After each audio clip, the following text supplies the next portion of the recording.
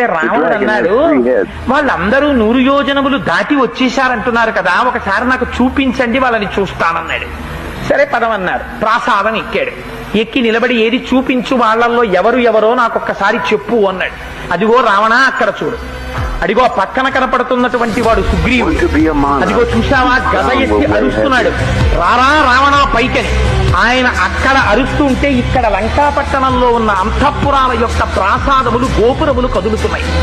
ఆయన బలపరాక్రమముల ముందు ఎవ్వరూ నిలబడలేరు.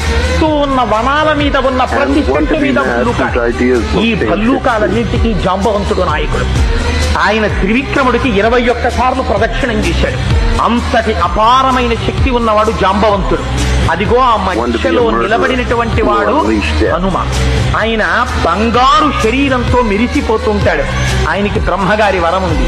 ఆయన ఏ అస్త్రశస్త్రములకు కట్టుబడడు. ఆయన ఒక్కడే ఈ లంకాపట్టణాన్నంతటినీ తిరగదొయ్యాలని ఆలోచన చేస్తున్నాడు.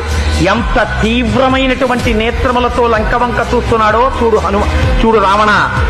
ఆయన పక్కన ఉన్నవాడు నల్లటి నీలమైనటువంటి శరీరంతో మిరిసిపోతున్నాడే, పద్మాల లాంటి కన్నులున్నాయే, ఎడమ చేత్తో కోదండం పట్టుకున్నాడే, వెనక అక్షయబాణ తూణీరములు కట్టుకున్నాడే, ఆయన పేరే రాముడు.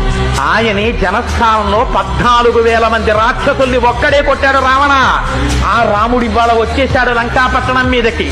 ఇంకా నువ్వేమి యుద్ధం చేస్తావో ఆలోచించుకో. ఆయన బహిప్రాణం లక్ష్మణుడు. ఆయన నిరంతరం అన్నగారిని కంటిని కనురెప్ప కాపాడినట్టు కాపాడుతుంటాడు. రామతుల్యమైన పరాక్రమం ఉన్నవాడు. ఎన్ని అస్త్రశస్త్రములు రాముడికి తెలుసో అన్ని లక్ష్మణుడికి తెలుసు. వాళ్ళ కోదండము నుండి ఆ బాణములు వినిర్ముక్తమైతే కాపాడగలిగిన వాడు వేరొకడుండడు. అటువంటి రామలక్ష్మణులు, ఈ సైన్యము అంతా వచ్చింది అని దాన్ని చూసి పొంగిపోయి ఓహో కామెంటరీ చెప్తున్నాడు.